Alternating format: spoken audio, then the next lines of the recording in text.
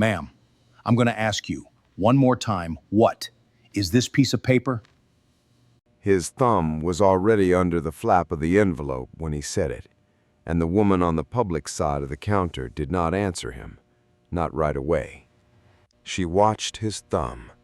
She watched the small silver seal above his thumb, embossed with an eagle, and a set of letters most people in Belhaven, Ohio, had never seen up close. The seal read, United States District Court, Northern District of Ohio, and beneath it, in a run of 10-point Times New Roman that a patrol sergeant's eye was not trained to catch, was a single line. Sealed, pursuant to Federal Rule of Criminal Procedure, Rule 41. The envelope is for the watch commander. It does not belong on your side of the counter. Your hand should not be on it. She had told him 3 minutes earlier. She had watched him hear her. Now she watched his thumb. She watched the seal, and she watched the small, delighted twist at the corner of his mouth, the one that told her exactly what kind of morning this was going to be. His thumb moved. The seal split. That was 7:52 a.m. on a Tuesday at the intake counter of the Belhaven Police Station on East Ferris Street, and the woman on the public side of the counter was a black woman in her late 30s in a plain black rain shell with braids pulled back into a low twist and a plain gray messenger bag over her shoulder and a face that betrayed exactly nothing. She had walked into the building at 7:41. She had been standing at the counter for 11 minutes. She had shown her state driver's license twice. She had asked for the watch commander 4 times. She had been told in 3 different tones by 2 different people that the watch commander was busy, that he was in a briefing, that he would be with her shortly, and that she should have a seat. She had not taken a seat. She had stood at the counter with her hands flat on the laminate, and she had waited. Her name was Sabira Aran. She had been standing on many counters for a very long time. She counted exits by habit. There were 3 exits in the intake lobby of the Belhaven Police Station. There were 2 ceiling cameras, 1 dome and 1 bullet. There was a single interior door that led to the back of the house, and the door had a magnetic lock and a keypad, and the keypad had a small line of scuffed paint on the number 4 from a decade of thumbs. The clock above the door read 7:52. The clock read 7:52, and the sergeant's thumb had just split the federal court seal on an envelope he had no legal authority to touch, and the woman on the public side of the counter did not move. The morning had not started this way. It had started from the inside of the building, the way every morning starts in a small Rust Belt city department where nobody expects to be watched. Shift change at 7:30, 2 patrol cars rolling out, someone microwaving oatmeal in the break room. The records supervisor, a woman named Amaryllis Royd, had arrived at 7:32 and put her keys in the small tray next to her monitor and said good morning to a records clerk who had not looked up. Royd was in her early 50s, silver blonde, precise, and married to a man whose name appeared on the letterhead of the county prosecutor's chief investigator, a fact she referred to often and by implication. She had been at Belhaven Records for 19 years. She had a coffee mug on her desk that read, "Behind every good man." She had never finished the sentence, and the mug had never asked her to. At 7:41, the front door had chimed, and Royd had looked up over her monitor and seen the woman walk in. Rain shell, messenger bag, braids. Royd had watched her cross the lobby the way she watched most people who did not look like they had come to pay a parking ticket, which is to say with a specific kind of attention that had learned, over 19 years, to pass for professional. The woman had approached the counter. She had smiled briefly. She had said good morning. She had asked to speak with the watch commander. "May I ask what this is regarding?" The woman had reached into her messenger bag and drawn out a sealed manila envelope. She had held it flat against her palm, not offering it, not hiding it. Royd had looked at the envelope. Royd had seen the federal court seal. Royd had not reacted to the federal court seal because Royd did not read federal court seals. Royd read people. And the person on the other side of the counter was a black woman in a rain shell without an appointment, which was a category Royd knew how to handle. I'll need to see identification. The woman had produced a state driver's license, Ohio, Cleveland address. Royd had studied it longer than she needed to. And the nature of your business? I'd like to speak with the watch commander. Regarding a federal matter. Royd blinked once. Federal matter did not fit the woman on the other side of the counter, and things that did not fit made Royd's mouth go small. Her mouth had gone small. She had asked for the identification a second time, said the copy machine had smudged the first scan, and taken it into the back for what she called verification. She had come back 6 minutes later. She had said the watch commander was in a briefing. She had asked the woman to have a seat. The woman had not taken a seat. That was the shape of the first 10 minutes, and it was a shape that a woman like Sabira Aran had walked through more times than she had bothered to count. She had not raised her voice at any point. She had not asked to see a supervisor. She had simply repositioned her hands on the counter, and she had waited. And when Royd had suggested a second time that she have a seat, she had said, very quietly, that the envelope in her hand was time-sensitive and that she would prefer to remain at the counter until the watch commander was available. Royd had made a small movement with her shoulders that was neither a shrug nor a nod, and had gone back to her monitor, and had picked up her desk phone, and it said something into it that Sabira had not been meant to hear. 2 minutes later, Sergeant Norbert Arwood had come through the interior door. Arwood was 43 years old. A patrol supervisor was 16 years on, thick through the shoulders, thicker through the neck, with a mustache he trimmed on Sundays and a wedding band he did not always wear. He had come out to the counter because Royd had called him out. Royd had not needed to explain why. Arwood had walked out into the lobby with the specific posture of a man who has been told there is a problem at the counter and who has already decided on the way what the problem is. He had stopped 6 feet short of the counter. He had looked Sabira up and down. "Morning." "Good morning, Sergeant. I understand you have some paperwork. I have a sealed federal document for the watch commander." "Well, ma'am, I'm the shift supervisor, so anything that comes across this counter comes across mine first. Let me take a look."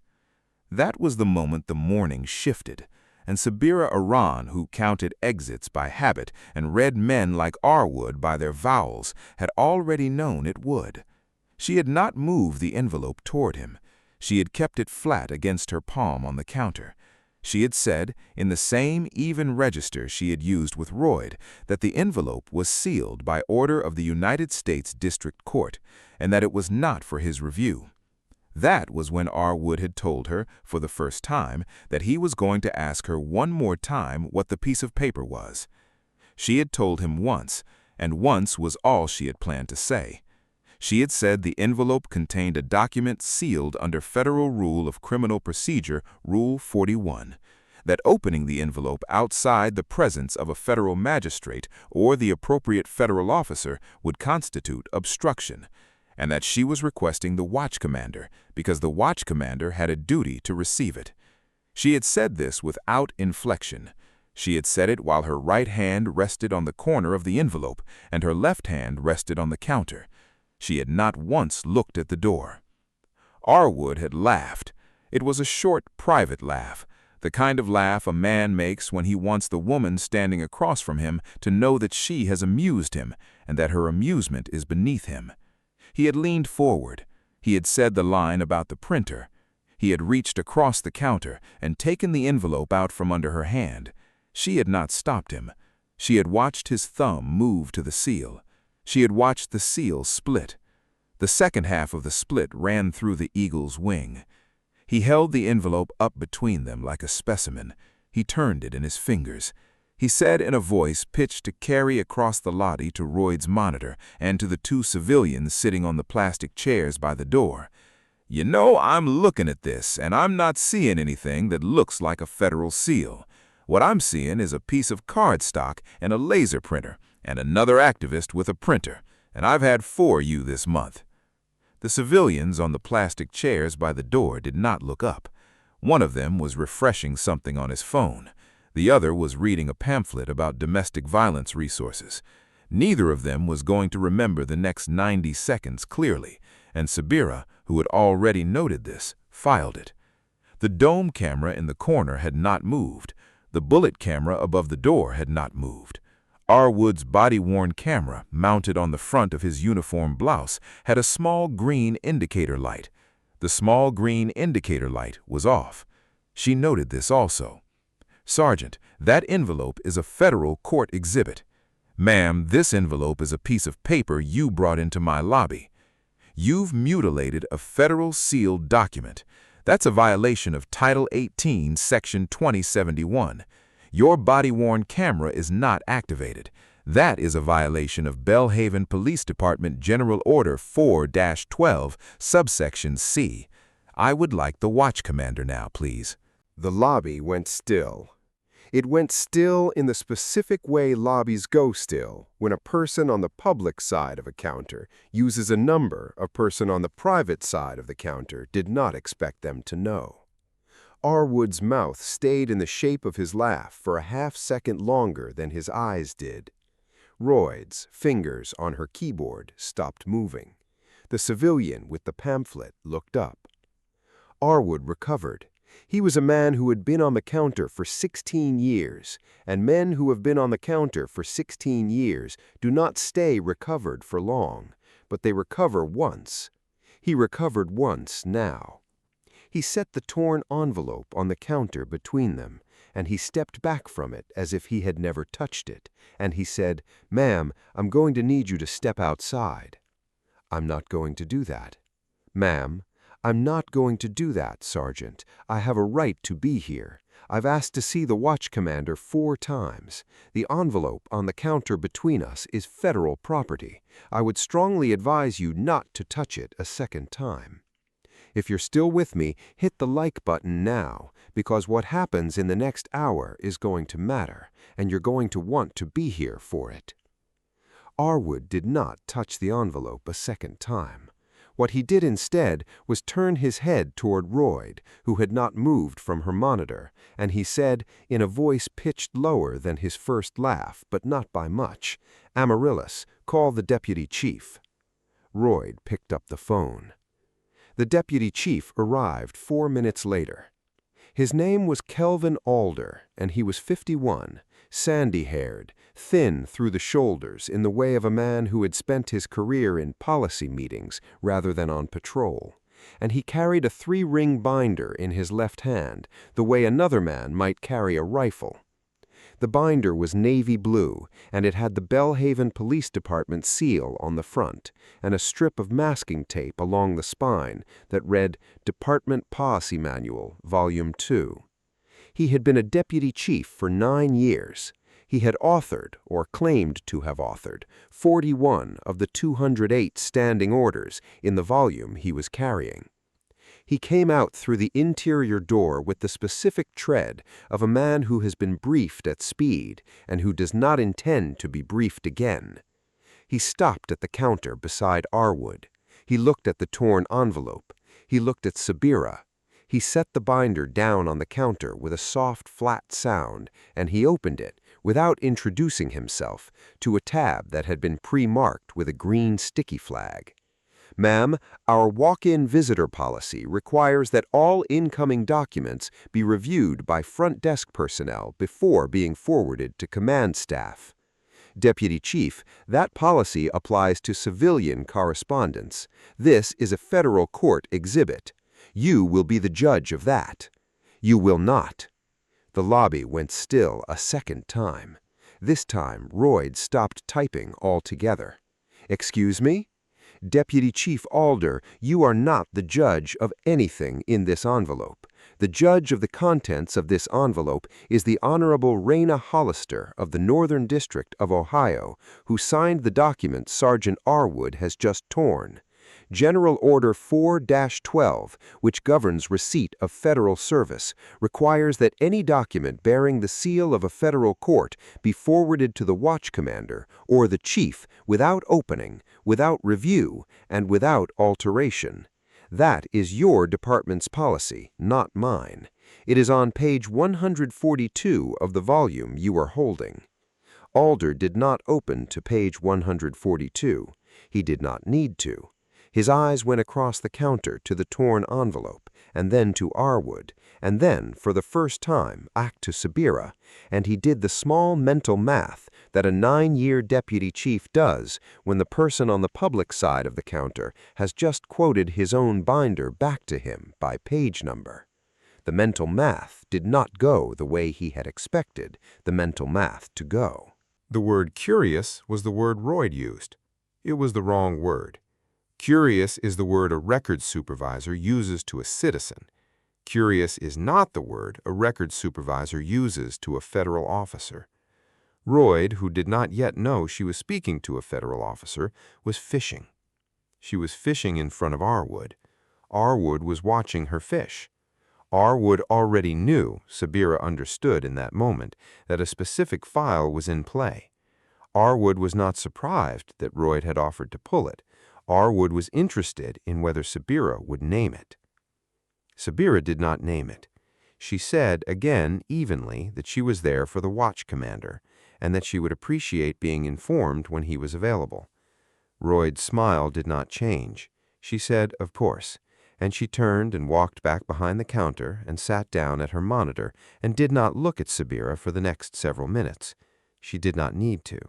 The fishing line had already been cast. At 8:17 a.m., a patrolman came out through the interior door with a coffee cup in one hand and a small evidence bag in the other. He was in his early 30s, lean, with the specific rolling gait of a man who spends his shift walking hallways rather than sidewalks. His name tag read Gowron. He was the officer whose name would, 6 weeks later, appear on a federal proffer agreement in the office of an assistant United States attorney 40 minutes down I-76. He did not know this yet. He was, at 8:17 on this specific Tuesday morning, walking from the coffee machine to the evidence room with a bag in his left hand that he had wiped down twice. He did not look at the woman on the public side of the counter as he crossed the lobby toward the interior door. Sabira Aron watched him cross the lobby toward the interior door.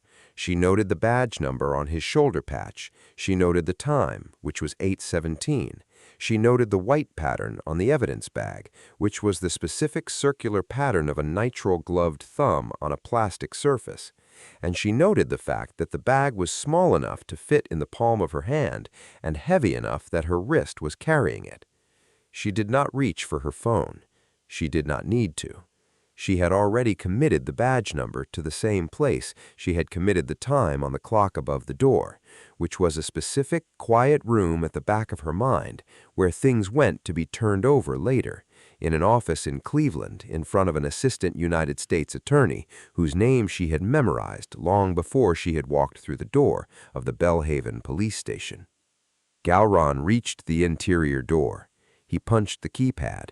The magnetic lock clicked twice. He went through. If this story is landing for you, subscribe now so you don't miss the second half. The reveal is going to hit harder than you think. The counter was quiet for the next 11 minutes. Arwood remained at the counter. He did not speak to Sabira. He did not touch the envelope. He did twice glance at his body-worn camera, and twice he corrected the glance into a scratch on his chin, and Sabira, who had noted the first glance, noted the second correction as well. Royd typed. The civilian with the pamphlet finished the pamphlet and put it back on the rack. The other civilian, still on his phone, had shifted from refreshing his feed to playing a game with muted sound. The clock above the door moved from 8:17 to 8:28. At 8:28, Deputy Chief Alder came back through the interior door. He was carrying a different folder this time, not the binder, a single file folder, thin, brown, with a case number handwritten on the tab. He walked to the counter. He set the folder down on the laminate between himself and Sabira, on the opposite side of the counter from the torn envelope, and he opened it. "Ma'am, I've done some checking. I don't see any record of any federal warrant service scheduled for this department this morning. That is because the warrant is sealed. Federal service to a local law enforcement agency is always logged with the watch commander's office in advance. That is standard practice. There is no such log. There is no such log because Rule 41 warrants under seal are, by definition, not logged in advance. That is the point of the seal. The document is presented to the receiving agency at the time of service. That is the time of service." "So you say." "So the rule says." Alder's mouth tightened. He was a man who had spent 9 years being the person in the room who quoted the rule, and he was not accustomed to being the person in the room to whom the rule was quoted. He looked down at the folder in front of him. He picked up a sheet from the folder, and he turned it toward Sabira. It was a printout of what appeared to be a departmental incident log, dated 3 weeks earlier, referencing an address on the west side of Belhaven and an entry that read, in the small blue text of a records printer, "Withdrawn, no follow-up." He tapped the entry. "Are you affiliated with this address?" "I'm not going to answer that." "Because if you are, ma'am, there are procedures for citizen complaints, and there are procedures for the retrieval of evidence, and there are procedures for the review of case files. Sergeant Arwood and I have been trying to explain those procedures to you for the better part of an hour. You've been trying to explain procedures that do not apply to a Rule 41 service. I'll ask a 5th time. Please inform your watch commander that I'm here." Alder looked at her for a long moment. He looked at the folder. He looked at the torn envelope on the far side of the counter. He looked briefly at Arwood. He closed the folder. He tucked it under his arm, and he said, "Watch commander is off-site this morning. Won't be back until late afternoon. If you'd like to leave your paperwork with Sergeant Arwood, we'll be sure it gets to him." She smiled. She had not smiled at anything Alder or Arwood or Royd had said in the last 28 minutes, but she smiled now. It was not a warm smile.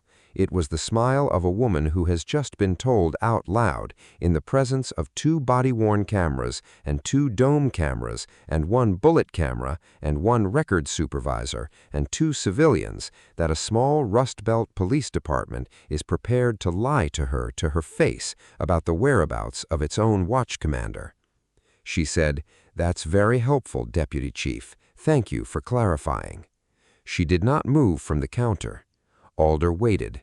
Then he took his folder and walked back through the interior door. The magnetic lock clicked twice. Arwood, at the counter, exhaled through his nose. It was not a sigh. It was the specific sound a patrol sergeant makes when he has been left alone at a counter with a problem his deputy chief has just declined to solve. He looked at Sabira. She looked at him. He looked at the torn envelope. He did not touch it. The clock read 8:36 a.m. At 8:38, Amaryllis Royd stood up from her monitor and picked up a small stack of manila folders and said over her shoulder to no one in particular that she was going to run these back to records. She crossed the lobby. She went through the interior door. The magnetic lock clicked twice. Sabira watched her go. She waited a beat. Then she reached into the inside pocket of her rain shell and drew out her phone. She did not raise the phone. She held it flat against her palm, the way she had held the envelope. She thumbed it open. She composed a 2-line message. She did not send it. She held the message on the screen, and she stood at the counter with her palm flat on the laminate over her phone, and she waited. Sergeant Norbert Arwood said quietly from 6 feet away, "You should really take a seat, ma'am." "I really shouldn't." "Suit yourself." She did. The clock above the door moved to 8:41, and then to 8:47, and then to 8:53, and Sabira Aran stood at the counter with her palm over her phone and her braids pulled back and her rain shell zipped to the throat, and she did the specific quiet thing she had been trained to do, which was to count. She counted the seconds between the two civilians looking up. She counted the number of times the interior door opened. She counted the number of officers who passed through the lobby between 8:41 and 8:53, and she counted 6. And of the 6, 4 looked at her, and of the 4 who looked at her, 3 looked away quickly, and one, a young patrol woman with a French braid and a coffee, made a small movement with her chin that was not quite a nod and not quite anything else, and Sabira noted that too. At 8:56 a.m., Chief Ronald Edmar came out through the interior door. He was 61 years old. He had been at Belhaven for 29 years, 7 of them as chief. He was 2 months and 11 days from his announced retirement, a fact he mentioned in almost every internal meeting and had begun mentioning in some external ones. He was a large man, gray-haired, with a soft chin and a hard mouth, and he wore his uniform blouse the way a man wears a jacket he no longer expects to need to zip. He walked out into the lobby with the specific gait of a man who has been briefed twice, once by his deputy chief and once by his patrol sergeant, and who has decided on the way out that the woman at the counter is going to be a routine matter.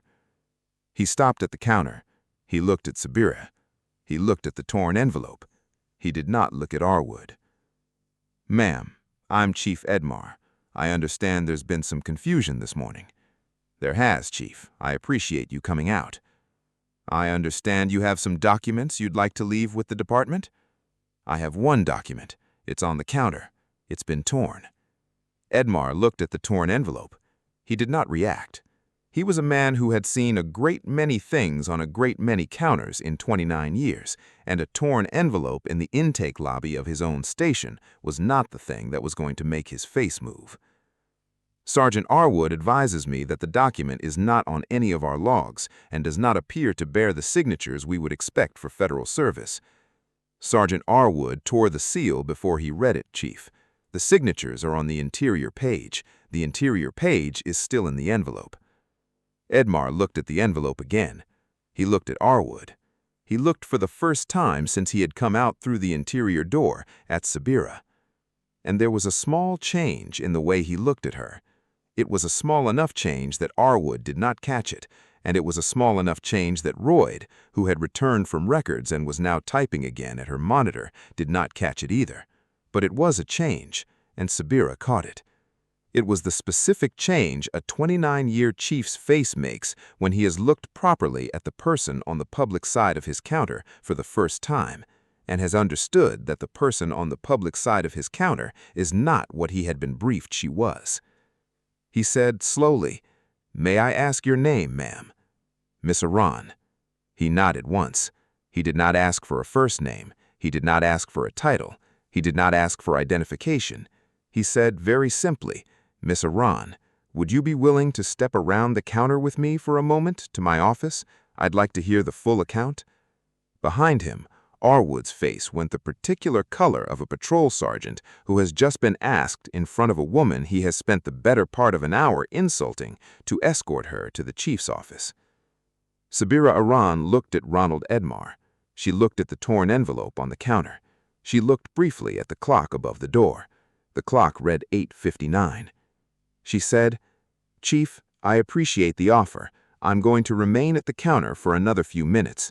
If you don't mind, I'd like the envelope to remain here, in view of both cameras, until my colleagues arrive." Edmar's eyes narrowed the smallest possible amount. "Your colleagues, Miss Aran." She held his eyes. She did not answer. At 9:01 a.m., a phone rang somewhere in the back of the house, and a records clerk called out that Deputy Chief Alder needed to take a call, and Kelvin Alder came back through the interior door at a speed that told Sabira, without her having to look at her own phone, that her 2-line message had already reached the office it needed to reach, and that the day, at last, was about to begin. Hit that like button one more time so more people see this before we go into the reveal. She stood at the counter. She waited. The clock above the door read 9:03. She still did not move. The clock above the door read 9:03, and then it read 9:04. And Kelvin Alder came back through the interior door not at the speed of a man who had been briefed, but at the speed of a man who had just been asked a question over the phone that he did not know the answer to. He was carrying no folder this time. He was carrying only the specific stillness in the shoulders of a 9-year deputy chief who has, in the last 90 seconds, been informed by a voice on the other end of a landline that the Northern District of Ohio would like to know why a sealed federal warrant is currently sitting on the intake counter of the Belhaven Police Department in 2 pieces. He stopped 6 feet from the counter. He looked at Edmar. He did not look at Sabira. He said very quietly, "Chief, I need a minute." Edmar said in the same register, "Kelvin." "A minute, Chief." Edmar looked at him. Then Edmar did the specific thing a 29-year chief does when a deputy chief asks for a minute in front of a citizen at the counter. He nodded once. He turned to Sabira. He said, "Ms. Aaron, would you excuse us a moment?" "Of course, Chief." The 2 men stepped 6 paces away toward the wall of framed commendations by the interior door, and they lowered their voices. And Sabira, who had been standing at the counter for 1 hour and 22 minutes at that point, did not need to hear what Alder was saying to Edmar. She could read it in the small backward motion of Edmar's chin. She could read it in the way Alder's hand went once to the back of his own neck. She could read it in the specific slow blink Edmar gave the tiled floor between his shoes. What Alder was telling Edmar, in whatever precise words he had chosen for a chief who was 2 months and 11 days from retirement, was that the office of the Northern District of Ohio had just called and had asked by name whether a special agent by the name of Iran had arrived to serve a document, and whether she had been received. Edmar looked for the second time that morning at Sabira. His eyes did not change, his mouth did not change, but something behind both of them adjusted, the way a room adjusts when someone opens a window in another room. He did not walk back to the counter. He said something short to Alder, and Alder walked quickly back through the interior door, and Edmar remained at the wall of commendations, and Sabira remained at the counter. And Sergeant Norbert Arwood, at Sabira's left, still did not touch the torn envelope, but had begun, in the last 4 minutes, to breathe through his mouth. The front door of the station chimed at 9:08. 2 men came through it. They were not in uniform, but they were not in plain clothes either, and any patrol sergeant with 16 years on could tell the difference at a glance. They wore dark navy windbreakers with a 5-pointed star and the words U.S. Marshals stitched on the left chest. They wore holstered sidearms. They wore identical earpieces. The first through the door was a wide-shouldered man in his 40s with close-cropped hair going silver at the temples, and he did not stop at the counter. He crossed the lobby in 5 strides, and he stopped 1 pace to the right of Sabira Iran, and he said very quietly, "Agent." She said, "Deputy." "You good?" "I'm good, Ezra." Deputy United States Marshal Ezra Baroon did not smile.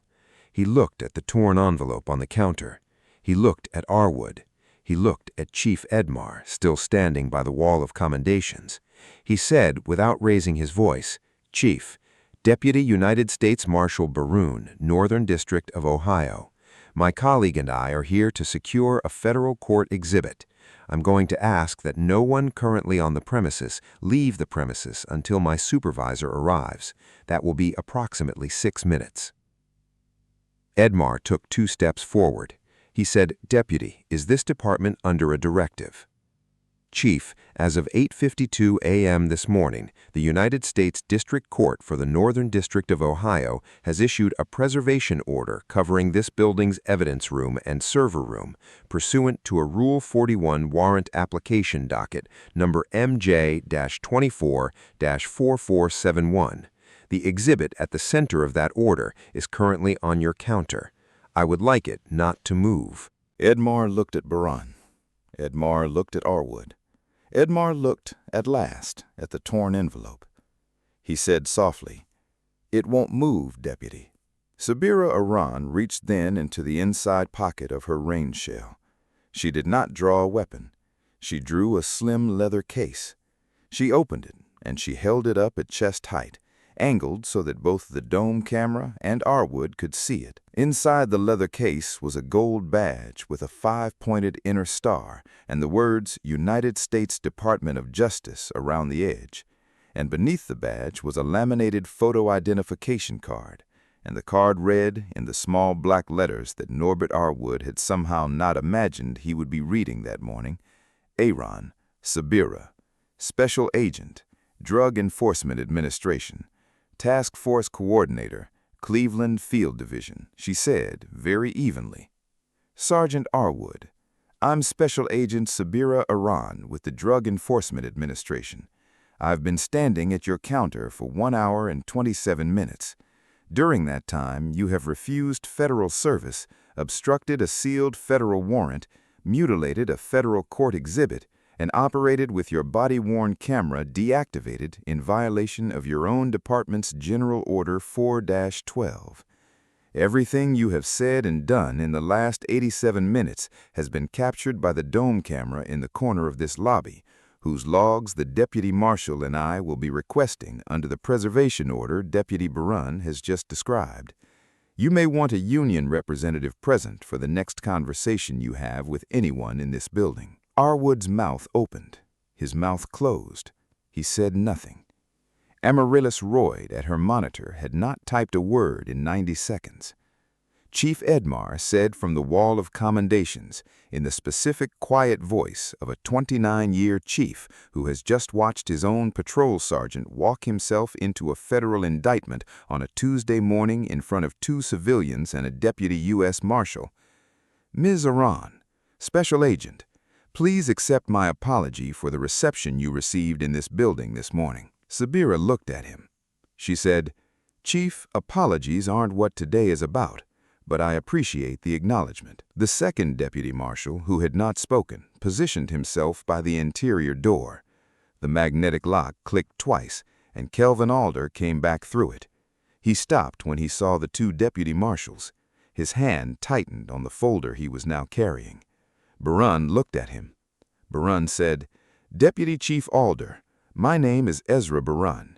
I'm going to ask you not to return to the back of the house until my supervisor and Assistant United States Attorney Willow Morio arrive. That is approximately 5 minutes. Please have a seat." Alder had a seat. The front door chimed at 9:14. Assistant United States Attorney Willow Morio came through at first. She was in her early 40s, small, sharp, in a charcoal suit and low-heeled shoes she had chosen for speed. She was followed by a woman in a matching windbreaker with the same 5-pointed star, who was introduced without ceremony as Barun's supervisor, and by 4 additional deputy marshals, and by a young man in a plain gray suit who was carrying a laptop and a satellite phone in a hard case. Morio crossed the lobby. She stopped 1 pace behind Sabira. She said, "Sabira, Willow, are we preserved?" "We are preserved." Morio looked at the torn envelope. Morio looked at Arwood. Morio looked at Chief Edmar. Morio said in the specific voice a federal prosecutor uses when she is placing a small building under her personal supervision for the next several hours, "Chief Edmar, my name is Willow Morio. I'm an Assistant United States Attorney for the Northern District of Ohio. I have with me a preservation order signed at 8:52 this morning by Magistrate Judge Raina Hollister. That order covers all electronic and physical evidence in your evidence room, your server room, your dispatch logs, and your body-worn camera archive, dating back 36 months. I have with me, additionally, a grand jury subpoena for the body cam footage of Sergeant Norbert Arwood and the evidence room access logs of Officer Flynn Galron. Both documents will be served on your department in the next 4 minutes. I want to be very clear with you, Chief, before that service begins, that I am here in cooperation with your office, not adversarial to it. but I need your office to understand that from this moment forward, the chain of custody of every piece of evidence in this building is a federal chain, Edmar said, quietly. Understood, Counselor. Morio nodded once. She turned. She looked at Sabira. She said, You want to read it in? Sabira reached into her messenger bag. From an inner sleeve, she drew out a second manila envelope, identical to the first, with the same federal seal on the flap. This one was intact. She held it up. She said into the room at a volume calibrated for the dome camera in the corner and the two civilians on the plastic chairs, both of whom were now at last watching. For the record, my name is Special Agent Sabira Aran of the Drug Enforcement Administration. At approximately 7:52 this morning, I presented at the intake counter of the Bellhaven Police Department a sealed federal warrant issued by Magistrate Judge Raina Hollister of the Northern District of Ohio under docket number MJ-24-4471. That warrant was sealed pursuant to Federal Rule of Criminal Procedure, Rule 41, subsection F, paragraph 3. At 7:52 a.m., Sergeant Norbert R. Wood removed the sealed envelope from my custody without authority, opened the seal in violation of the rule, and subsequently tore the envelope in half. That physical act constitutes a violation of Title 18 United States Code, Sections 2071 and Section 1512, and, given his position and this context, Section 242. She lowered the envelope. She said, I have a duplicate copy of the sealed warrant, which I will now serve on Chief Ronald Edmar as head of the receiving agency. Chief Edmar stepped forward. He took the envelope. He held it briefly in both hands. He looked at the seal. He looked at Sabira. He said very quietly, Miss Aaron, Special Agent, I have been at this department for 29 years. I have never in my career received a sealed federal warrant at my own counter. I am accepting service. He turned. He walked the envelope without opening it through the interior door. 2 deputy marshals went with him. The magnetic lock clicked twice. The lobby was very quiet. Sabira turned back to the counter. She looked at the torn envelope. She did not touch it. She said to Barun, We'll need photographs before we bag it. Already on it. The young man in the gray suit was, at that moment, unfolding a small tripod and mounting a camera on it. He photographed the torn envelope from 4 angles. He photographed the counter surface beneath it. He photographed Sergeant R. Wood's chest and the deactivated indicator light of the body-worn camera. He photographed the wall clock, which now read 9:17. He photographed the interior door. He labeled each frame with a number and a case tag. Amaryllis Royd at her monitor said in a voice that was not quite her records desk voice, Special Agent, I want to be very clear, I did not know. Sabira looked at her. Miss Royd, Special Agent, you asked me for a case number I had not given you. That's a matter for the grand jury. Royd's hand went once to the mug on her desk. She did not pick it up. She did not say anything else. Over the next 38 minutes, the following occurred. 4 deputy marshals accompanied Chief Edmar to the evidence room. Locker 47B was opened in the presence of 2 federal witnesses and the deputy marshal supervisor. The locker was empty. The last entry in the locker's access log was dated April 16th at 11:18 p.m. The log entry preceding it, from April 16th at 11:11 p.m., bore the initials of a records clerk who had signed out for the night. Between 11:11 p.m. and 11:21 p.m. on April 16th, the department's server archive of body-worn camera footage contained a 10-minute gap for which no incident report had been filed and no maintenance ticket had been logged. The gap was noted. 2 deputy marshals accompanied a second team to the server room. The department's IT contractor was called in. A forensic image of the server was taken and placed in the custody of the young man in the gray suit, who logged it, sealed it, and signed the chain of custody at 9:41 a.m. Officer Flynn Galron was located in the officer's locker room at 9:48. He was informed by 2 deputy marshals and by AUSA Morio that a grand jury subpoena had been issued for his evidence room access logs, and that he was free to leave the premises but was advised strongly to speak with an attorney. He asked twice whether he was under arrest. He was told twice that he was not. He sat down on a bench and did not stand up for 11 minutes. Sergeant Norbert Arwood was informed at 9:53 in the office of Chief Ronald Edmar, in the presence of AUSA Morio, Deputy U.S. Marshal Beroun, and 1 departmental union representative that arrived at speed from across the street, that a criminal referral was being made to the United States Attorney's Office for the Northern District of Ohio, that he was being placed on paid administrative leave effective immediately, that he was to surrender his badge, service weapon, and body-worn camera before leaving the building, and that he was under a preservation obligation with respect to any personal device, notebook, or communication that might be relevant to the events of the morning. He surrendered the badge, the weapon, and the camera. He did not speak. His union representative did most of the speaking. Most of the speaking was in the form of, "We would like to reserve."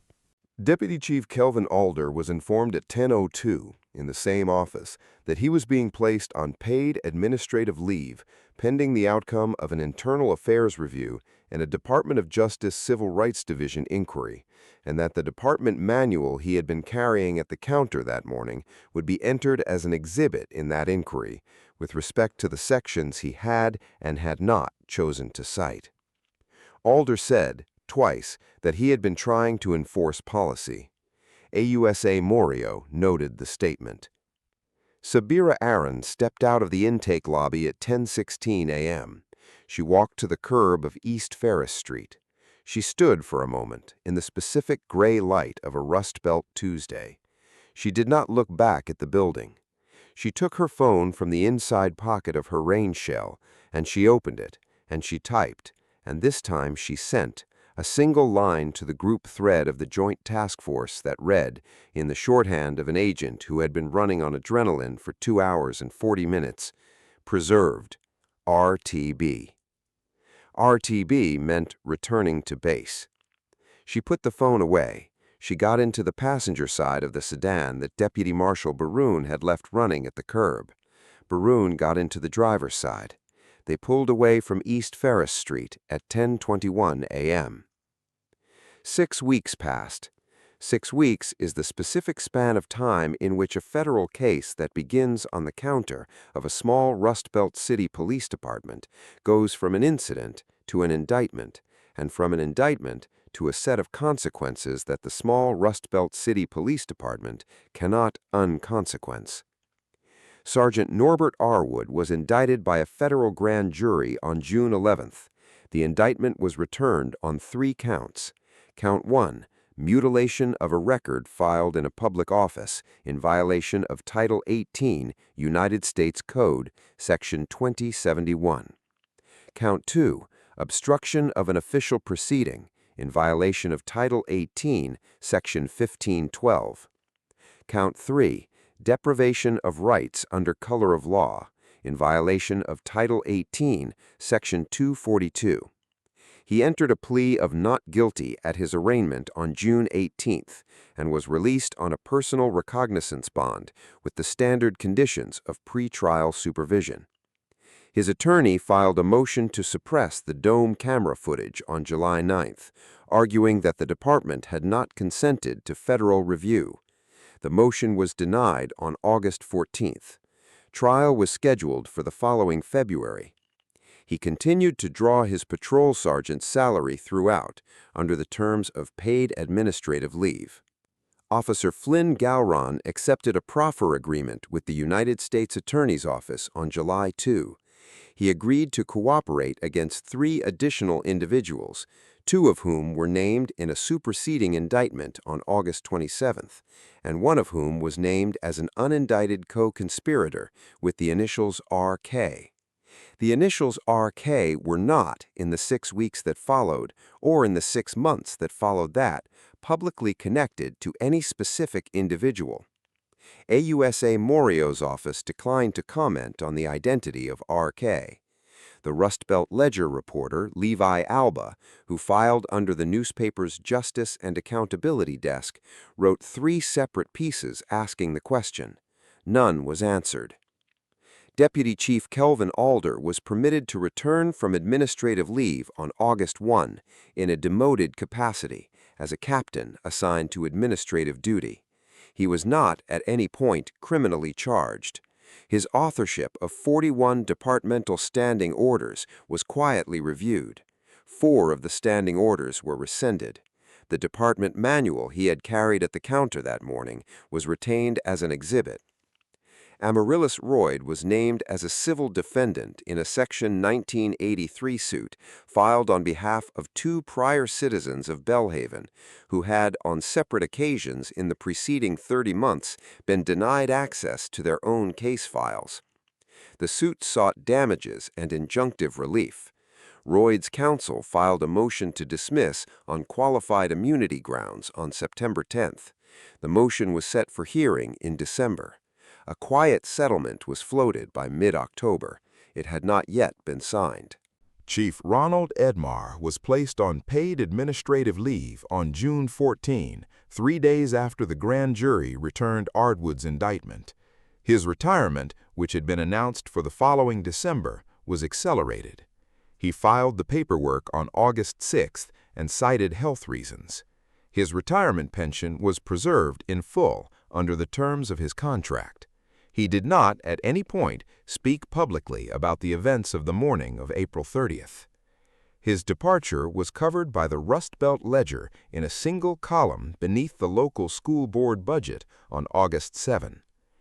The city of Belhaven entered negotiations with the Civil Rights Division of the United States Department of Justice on July 22 regarding a possible consent decree governing use of force, evidence handling, and body-worn camera compliance in the Belhaven Police Department. Those negotiations were, at the 6-month mark, ongoing. A federal monitor had been proposed for a period of 18 months. The City Council had not yet voted on the proposed monitor. The vote was scheduled and then rescheduled and then rescheduled again. The Ohio Attorney General opened a parallel state investigation under Ohio Revised Code Section 2921.12 for tampering with evidence. That investigation had not, at the 6-month mark, resulted in state charges. It had also not, at the 6-month mark, been closed. Locker 47B, at the 6-month mark, remained empty. The federal case that the locker had been part of remained active. Additional indictments continued to arrive. The 10-minute gap in the body-worn camera archive between 11:11 p.m. and 11:21 p.m. on April 16th at the 6-month mark remained unexplained. The department's IT contractor testified before the grand jury that no scheduled maintenance was performed in that window and that no automated backup process could account for the gap. AUSA Morio's office noted the testimony. The gap remained on the record. Special Agent Sabira Aaron returned to her office in the DEA Cleveland Field Division on the afternoon of April 30th. She wrote her report that evening. It ran to 19 pages. She filed it at 11:43 p.m. She went home. She slept for 6 hours. She was back at her desk at 6:30 the next morning. In the corner of her office on a metal preservation board, taped in place with archival tape and labeled with a case tag that read MJ-24-4471, hung the torn envelope. It hung there for the entire 6 weeks. It would hang there for the entire duration of the case, which would run, on the current docket, into the following spring, and possibly longer. On the morning of the 43rd day after the events at the Belhaven police station, Special Agent Sabira Aaron arrived at her desk in the Cleveland Field Division at 6:32 a.m. She hung her rain shell on the hook behind her door. She sat down at her desk. She reached for the second drawer on the right of her desk, which was the drawer in which she kept sealed materials pending review. She opened the drawer. Inside the drawer, on top of the folder from the day before, was a second sealed manila envelope. It bore the federal court seal of the Northern District of Ohio. It bore, in the same 10-point Times New Roman, the words "sealed pursuant to Federal Rule of Criminal Procedure Rule 41. It bore a new case number, one she had not seen before. The case number began with the letters MJ and the year designator 24, and it ended in a 4-digit sequence she had not, in her 12 years at the DEA, previously read on a warrant that had reached her desk. She did not open the envelope. She sat, for a moment, at her desk. She looked at the envelope. She looked above her desk at the torn envelope on the preservation board. She looked at the wall clock. The wall clock read 6:34. She reached for the small legal pad on her desk. She wrote in the neat, compact hand she had used to write 19 pages of a report the night of the 30th, a single line. She wrote the date. She wrote the time. She wrote the initials MJ and the year designator 24 and the 4-digit sequence. She closed the legal pad.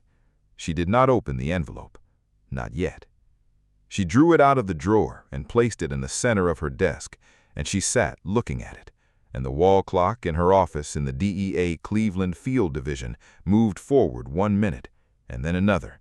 And outside on East 6th Street, the traffic of a Rust Belt morning went on the way the traffic of Rust Belt mornings always goes on, and the initials RK, somewhere in a set of documents that were still in a set of drawers, remained the initials RK. And the 10-minute gap in a body-worn camera archive from a night the previous April remained a 10-minute gap, and the second sealed envelope on the desk in front of her remained sealed. She reached for her phone. She did not dial. She held it briefly in her palm. And somewhere 40 minutes south on the same morning, in an office in the United States Attorney's Suite of the Northern District of Ohio Courthouse, Assistant United States Attorney Willow Mario was looking on her own desk at a printout of a spreadsheet that had come in overnight from the Ohio Attorney General's office. The spreadsheet was 3 columns wide and 84 rows long. The first column was a list of dates. The second column was a list of case numbers. The third column was a list of initials. 2/3 of the way down the third column, in a row that corresponded to a date 11 months before the events on East Ferris Street, were the initials RK. Willow Mario picked up a red pen. She circled the row. She did not, for a long moment, put the pen down. The morning, 6 weeks and 1 day after the counter at Belhaven, was just beginning.